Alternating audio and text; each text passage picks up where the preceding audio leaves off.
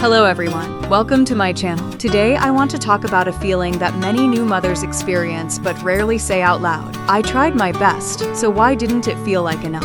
Motherhood is full of moments where you give everything you have. You feed your baby, follow your pumping routine, prepare bottles, clean the equipment, and still wonder if you could have done more. Some days go exactly as planned. Other days, your routine changes, your baby needs extra attention, or you're simply too tired to finish everything on your list. That doesn't mean you failed. It means you're human. Many mothers compare themselves to what they see online or to other families. But every baby is different. Every mother is different, and every journey follows its own path. The goal isn't to have perfect pumping sessions or a perfect schedule every day. The goal is to care for your baby while also caring for yourself. Small moments of progress matter. Every feeding, every pumping session, every comforting hug, and every sleepless night is part of the love and dedication you give your child. It's also important to remember that taking care of yourself is not selfish. Resting when you can, eating balanced meals, staying hydrated, and asking for help when needed are all part of caring for your family. As the weeks pass, you'll likely look back and realize how much you've learned and how much you've grown,